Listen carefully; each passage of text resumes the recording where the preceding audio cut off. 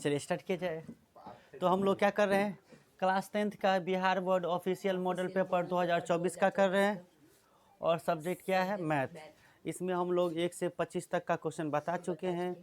आज 26 से होना था, लेकिन 26 नंबर क्वेश्चन ज्यामिति से है और ये फाइनल एग्जाम में नहीं पूछेगा, इसीलिए मैं छोड़ के चल रहा हूँ। 100% नहीं पूछेगा। तो 27 नंबर क्वेश्चन से कंटिन्यू करते हैं। 27 के बाद आपने लोग को यह 4 गो क्वेश्चन 27, 28, 29, 30, इसके बाद दीर्घोत्तरीय क्वेश्चन रह जाएंगे। दीर्घोत्तरीय क्वेश्चन में क्या सब क्वेश्चन पूछेगा, वही सब हम क्वेश्चन 8 गो करवाएंगे। 8 गो में से कोई 4 गो करवा देंगे, ठीक है। तो 27 नंबर क्वेश्चन कुछ इस प्रकार से है। दो समरूप त्रिभुज के क्षेत्रफल। तो सबसे पहले त्रिभुज बना दीजिए इस तरह से, 2 गो त्रिभुज। त्रिभुज इसका क्षेत्रफल कितना, त्रिभुज 1 है, इसका क्षेत्रफल कितना 121 सेंटीमीटर स्क्वायर। एक और त्रिभुज है, एक और त्रिभुज है, थोड़ा इनसे छोटा है, इनका क्षेत्रफल कितना है 32 सेंटीमीटर स्क्वायर, है ना। कह रहा है माध्यिका। तो इस त्रिभुज को आप मानिए, इस त्रिभुज को क्या मानिए ABC, क्या मानिए ABC। इस त्रिभुज को क्या मानिए DEF, है ना। तो माध्यिका कहते हैं इसको बच्चों, ये इस तरह से बना देते हैं ना, तो इसको क्या कहते हैं माध्यिका। तो ये AN है ना, AN माध्यिका हो गया और DM क्या हो गया, माध्यिका हो गया। एगो AN माध्यिका हो गया, एगो DM माध्यिका हो गया। तो इस माध्यिका का क्या दे दिया है, माध्यिका का पहले त्रिभुज की माध्यिका दे दिया 12.1 सेंटीमीटर, तो दूसरे त्रिभुज की माध्यिका निकालना है। तो समरूप त्रिभुज में यह कंडीशन ये है कि ये दो त्रिभुज समरूप हो। चूंकि दे दिया त्रिभुज ABC समरूप है, समरूप है किसके, DEF के, है ना। तो ये क्या होगा, त्रिभुज ABC का क्षेत्रफल, ध्यान देना, त्रिभुज ABC का क्षेत्रफल और बट्टा त्रिभुज DEF का क्षेत्रफल बराबर हो जाएगा इस माध्यिका का वर्ग। ये माध्यिका क्या है AN स्क्वायर बट्टा DM स्क्वायर, यानी माध्यिका के वर्गों के बराबर होता है। दो समरूप त्रिभुज के क्षेत्रफलों का क्षेत्रफल का अनुपात क्या होता है, माध्यिका के वर्गों के अनुपात के बराबर। तो पहली माध्यिका क्या है AN, इसका वर्ग क्या हो जाएगा AN स्क्वायर। दूसरे त्रिभुज की माध्यिका क्या है DM, इसकी माध्यिका क्या DN। अब मान पुट करेंगे, ABC का क्षेत्रफल दे दिया 121, तो 121 बट्टा DEF का क्षेत्रफल कितने 64 बराबर कितना AN का, यानी AN माध्यिका दे दिया 12.1 सेंटीमीटर, 12.1 सेंटीमीटर का होल स्क्वायर हो जाएगा, बट्टा में क्या DM स्क्वायर। अरे DM स्क्वायर यही तो निकालना है, दूसरे त्रिभुज की माध्यिका निकालनी है। तो दूसरे त्रिभुज की माध्यिका को हमने क्या माना है DM। ध्यान देंगे बच्चों, ध्यान देंगे आप लोग कि 121 बट्टा 64 को ये लिखा जा सकता है 112.1 बट्टा DM, कि ऊपर भी स्क्वायर है नीचे भी स्क्वायर है, तो इन दोनों का होल स्क्वायर लिख सकते हैं, लिख सकते हैं कि नहीं। और इसको भी ऐसे ही लिख देते हैं, इनको भी यही लिख देते हैं। ये हो जाएगा क्या 121 क्या हो जाएगा 121 किसका स्क्वायर होता है 11 का स्क्वायर। ये कितने हो जाएगा 64 का, 64 का नहीं भाई, 64 का नहीं, क्या हो जाएगा 121 11 का स्क्वायर है, 64 किसका स्क्वायर है 8 का स्क्वायर। तो ये 11 बट्टा 8 का होल स्क्वायर लिखा जा सकता है बराबर 12.1 बट्टा DM का होल स्क्वायर। ये होल स्क्वायर से यानी स्क्वायर से स्क्वायर कट गया। तो आप कोना कोनी गुना कीजिए, कोना कोनी गुना करेंगे तो यहाँ पे देख लीजिए कोना कोनी गुना होगा, तो 11 गुने DM बराबर क्या हो जाएगा, इनका गुना इससे, तो 12.1 गुने 8, 12.1 गुने 12.1 गुने 8। ये क्वेश्चन पूछा जा सकता है। इस तरह के एक क्वेश्चन एग्जाम के लिए बहुत इंपॉर्टेंट है समरूप त्रिभुज से। तो DM बराबर क्या हो जाएगा, यही हमारा आंसर हो जाएगा 12.1 और गुने 8/11। बस इसको हल कर लो, आंसर आ जाएगा। दशमलव उड़ाएगा तो ध्यान से देख, दशमलव उड़ाएंगे तो यहाँ 10 हो जाएगा, 11 से 11 वेर में चला जाएगा। 11 से 11 को 11 से गुना करोगे ना तो 121 आ जाएगा। अब कितना हो जाएगा ध्यान दे, तो DM बराबर क्या हो गया, दूसरे त्रिभुज की माध्यिका क्या हो गया, 11 8 88, एक अंक के बाद दशमलव लगा देंगे तो 8.8 सेंटीमीटर, ये अपना क्या हो गया, आंसर हो गया। ये क्वेश्चन इस तरह से बनाता है कि दो त्रिभुज के क्षेत्रफल दे दिया है, एक माध्यिका दे दिया है, तो दूसरी माध्यिका कैसे निकालेंगे, समझ गया। चलो ये जाजी, तब तक वीडियो पॉज कर देंगे, आप लोग नोट कर। चलिए 27 नंबर क्वेश्चन किए हैं अभी। अब 28 नंबर क्वेश्चन करेंगे। देखिए बच्चों, आप उम्मीद करते हैं कि मॉडल पेपर का क्वेश्चन आप मैथ का ज़रूर सामने में रखे होइएगा, तभी ये सब क्वेश्चन समझ में आएगा। क्योंकि मेरे पास समय, अब क्वेश्चन लिखेंगे तो बहुत समय लग जाएगा। हमारे पास क्वेश्चन है, इस तरह से हम कॉपी में से लिख लिए हैं देख करके, और इसी में से हम सब बता रहे हैं। 28 नंबर क्वेश्चन कुछ इस प्रकार से पूछा जा सकता है। 28 नंबर क्वेश्चन भी ये बहुत इंपॉर्टेंट क्वेश्चन है। यदि 30, 35, 20, 15 और x का समांतर मान 24 हो तो x का मान ज्ञात करें। इस तरह के एक क्वेश्चन एग्जाम में रहेंगे। यदि को हटाते हैं, क्या सब है, 30 है, 35 है, अच्छा चलिए लीजिए 28 हुआ, और 20 है, 15 है, और क्या है, और x का है ना, x का माध्य क्या दे दिया है, माध्य दे दिया 24। तो अपने लोग को क्या करना है, x का मान निकालना है। और माध्य नहीं, समांतर माध्य। तो सुनिए ना, समांतर माध्य इसी को कहते हैं, ठीक है। माध्य को हम लोग क्या कहते हैं, समांतर। तो माध्य बराबर फॉर्मूला याद है, हिंदी में क्या होता है माध्य बराबर, बताइए क्या होता है। गलती है सुमन, आप इसका आंसर बताते, माध्य बराबर या समांतर माध्य बराबर क्या, बोलिए बोलिए। जोड़ देंगे ऊपर में, आ जैसे संख्या से भाग। हाँ सही है, इसको कहते हैं प्रेक्षणों का योग बटा प्रेक्षणों का योग, है ना, प्रेक्षणों का योग बटा प्रेक्षणों की कुल संख्या, है ना, प्रेक्षणों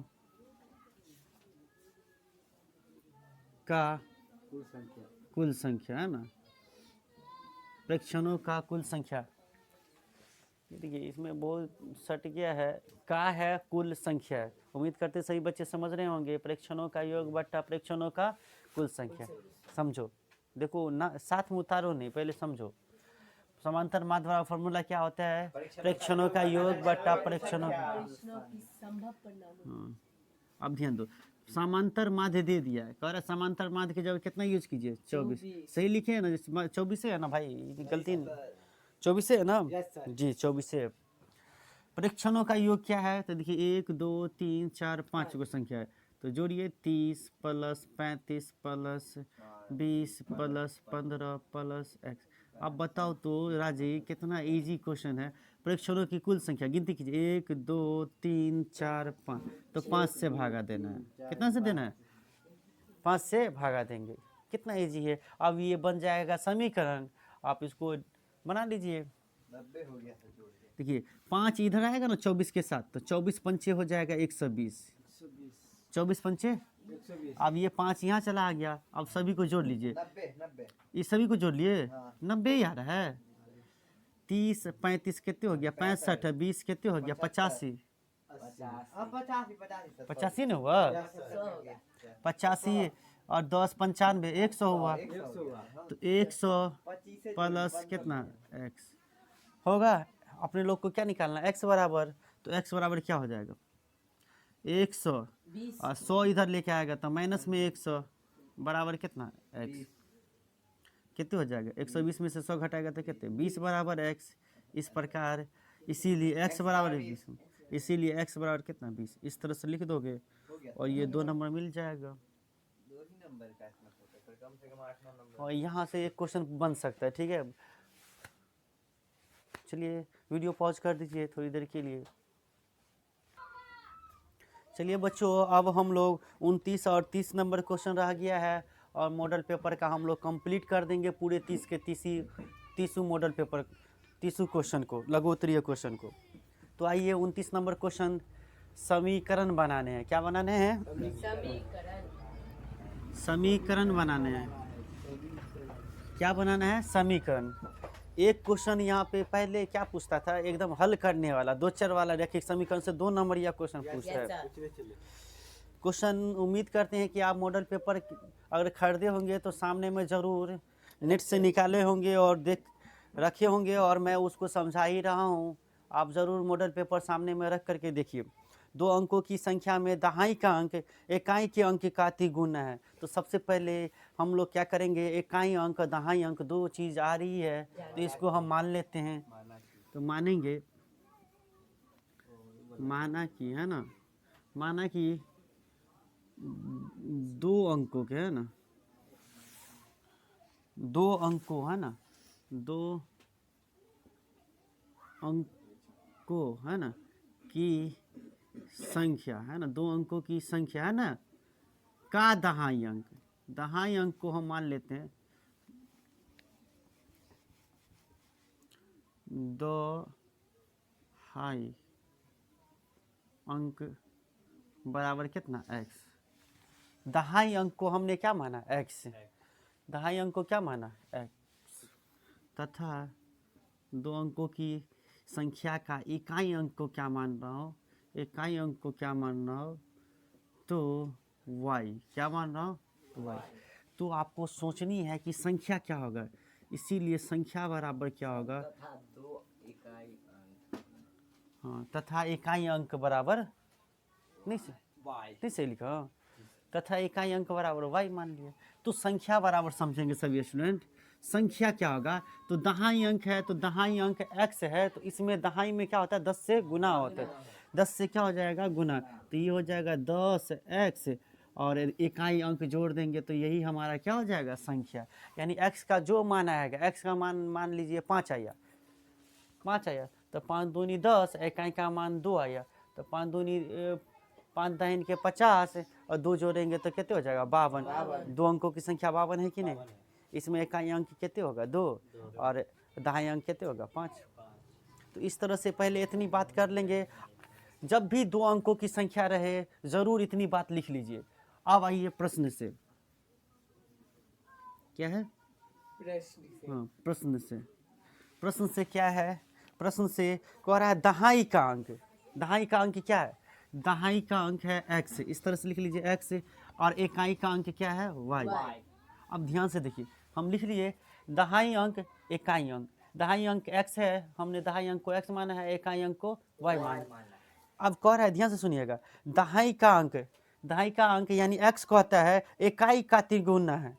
इकाई का हाँ, तो इकाई अभी वही है, इसका तिगुना है तो इसमें 3 से गुना कर दीजिए और इस दोनों को क्या कर दीजिए? बराबर। तो इस तरह से क्या बन जाएगा समीकरण? x बराबर 3y। तो इधर ले आइएगा तो समीकरण क्या हो जाएगा? x 3y इधर आ जाएगा तो -3y बराबर कितना? 0। बस समीकरण के रूप में कह रहा था व्यक्त करने के लिए, हमने एगो समीकरण बना दिया। एक आंसर, एगो समीकरण बन गया। ठीक है, अब कह रहा है दूसरा समीकरण। हल नहीं कर रहा है, हल नहीं कर रहा है, बस समीकरण बना करके क्या कर रहा है? छोड़ दीजिए। बस हल करता तो हम संख्या भी निकालते। खैर बच्चों, ये समीकरण बना कर है। समीकरण, इन कथनों को समीकरण में लिखे। समीकरण बना देंगे आपको 2 नंबर मिल जाएगा। चलिए, एगो समीकरण बना दिए। ठीक उसी तरह से एगो और समीकरण बनाना है। कह रहा है यदि उस संख्या में 54 घटा दे, यदि उस संख्या में 54 घटा दे तो संख्या क्या है? ध्यान दीजिए, संख्या है 10x प्लस y। संख्या क्या है? 10x plus y। इसमें से 54 घटा देते, लीजिए या 54 घटा देते, लीजिए 54 घटा दिए तो कह रहा है तो उसके अंक बदल जाते हैं। संख्या के अंक क्या हो जाते हैं? तो संख्या क्या है? फिर से देखिए, 10 है और यहाँ पे x है तो x के जगह पे कह रहा है अंक बदल करके यहाँ पे y आ जाता है, और जहाँ x था वो y के जगह पे क्या चला जाता है? x चला जाता है। ये कह रहा है, हमने कर दिया। हमें समीकरण बन जाएंगे, इसको समीकरण में लिख देंगे। 2 चर वाले रैखिक समीकरण में हमारा क्या हो जाएगा? आंसर। अब देखिए, तो ये हो जाएगा 10x प्लस वाई, अब ये 10y को इधर लाइए तो माइनस में 10y, फिर माइनस में x, अब बराबर 54 को इधर भेज देते हैं तो प्लस में 54 होगा कि नहीं, बोलो प्लस में 54 होगा कि नहीं, माइनस 54 इधर जाएगा तो प्लस का 54 नहीं हो जाएगा। अब बताओ y वाला को y वाला के साथ जोड़ दो, x वाला को हाँ, तो 10x में से x घटेगा तो कितने 9x, और y में से 10y घटाएंगे तो माइनस का 9y बराबर कितने 54।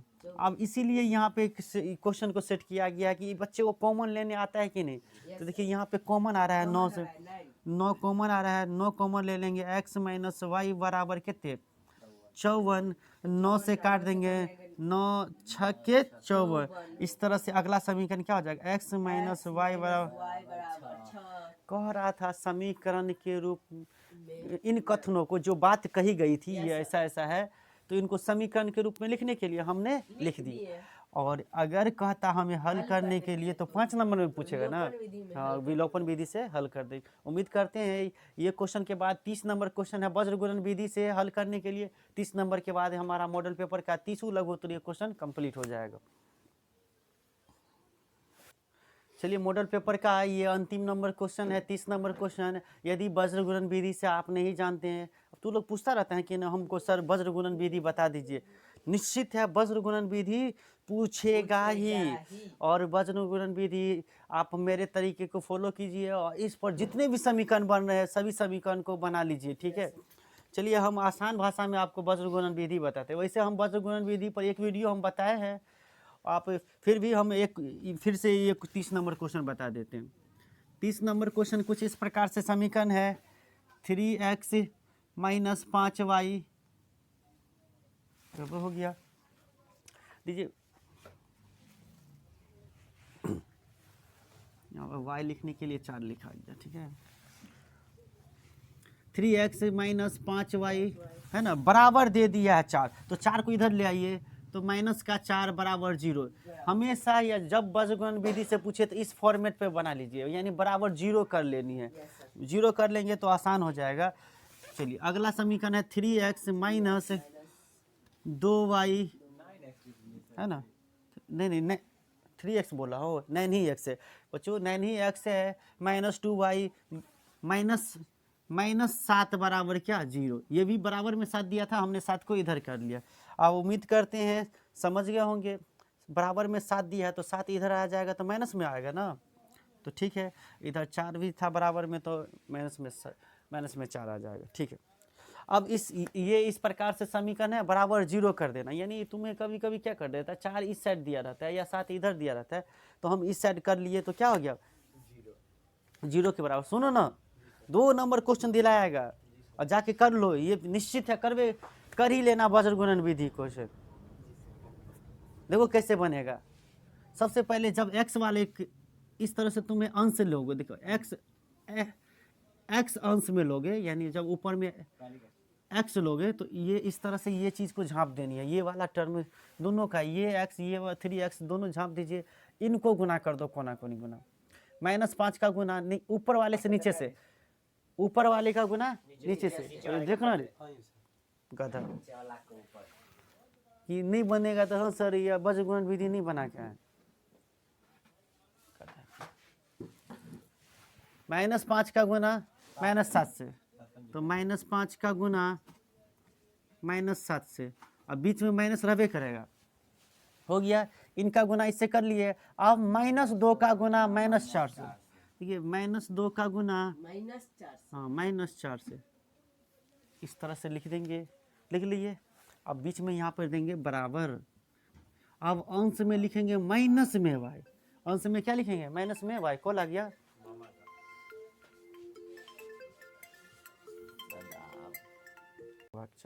चलो कंटिन्यू करते हैं। देखिए कॉल आ गया, इस वजह से डिस्टर्ब हो गए हम लोग।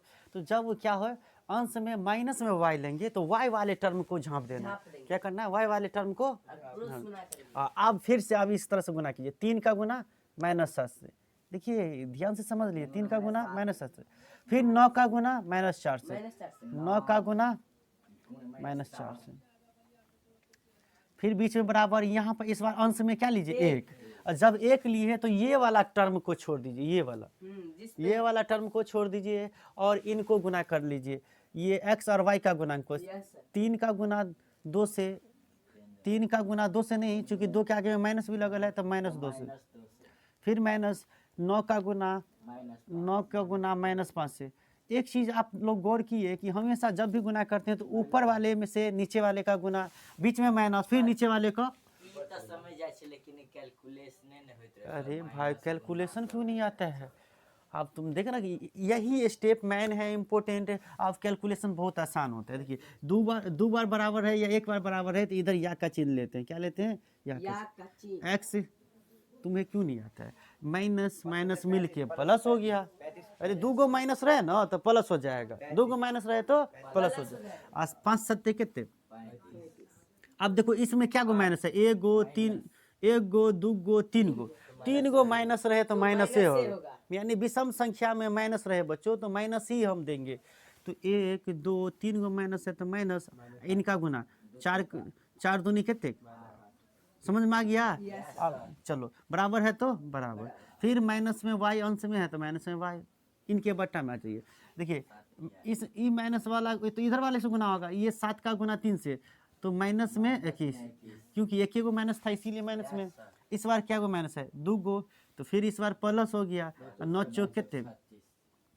समझ रहा है? चलो 1 बट्टा इनके नीचे में कितने हो जाएगा? माइनस का 6 प्लस 9 पंचे 45।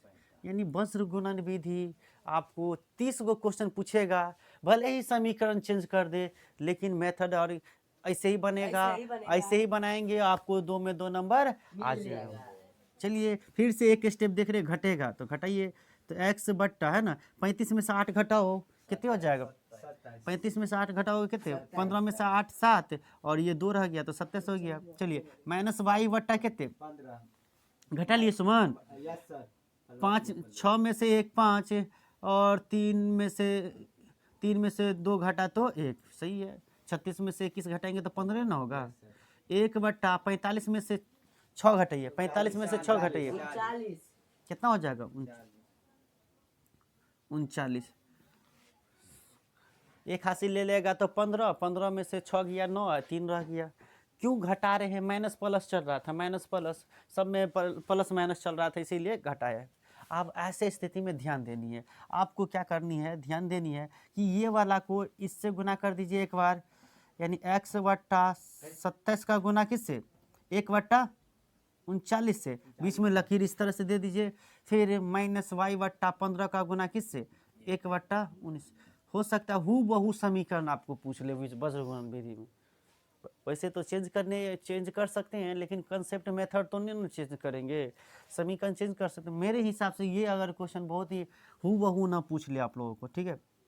कौन अगर नीचे नीचे कट रहा है तो काट दीजिए। कितना से कट रहा है? 3 से, 3 से कट रहा है। 3 एकन 3, 3 तिया 9, ये 3 से कितने बार में जा रहा है? 9 बार। तो कोना कोनी गुना कर लेंगे तो इधर हो जाएगा 13x, है ना। 13x बराबर कितने? 9 एकन 9, अरे 9 एकन 9, इधर x का गुना 13 से तो 13x। तो इस प्रकार से x बराबर कितने हो गया? 9 बट्टा 13। x बराबर क्या हो गया? 9 बट्टा 13। चलिए अब इधर देखिए फिर से 3 से कट रहा है। 3 तिया 3 एकन 3, 3 तिया 9 और 3 पंचे 15। तो ये हो जाएगा माइनस 13 y बराबर कितने? 5। इस प्रकार y बराबर कितने हो जाएगा? 5 बट्टा -13। और यही हमारा दोनों क्या हो गया? आंसर। चाहो तो आप इसीलिए करके x बराबर 9 बट्टा 13 और कोमा y बराबर कितने? 5 बट्टा 13 और माइनस को ऊपर कर दो, आंसर। और उम्मीद करते हैं सभी बच्चे क्या किए होंगे, हम जो वज्र गुणन विधि बताए हैं समझ गए होंगे और ये इस तरह से बना देंगे, आपको 2 में 2 नंबर मिल जाएगा। अगले वीडियो से हम क्या करेंगे? दीर्घोत्तरीय क्वेश्चन का, मॉडल पेपर का आपको ऐसे तो ये 8 गो क्वेश्चन रहेगा। 8 गो में मैं जो क्वेश्चन आसान है और 4 गो बनाना, वही क्वेश्चन का वीडियो हम बना करके बता देंगे। वीडियो देखने के लिए धन्यवाद। Thanks for watching. जय हिंद।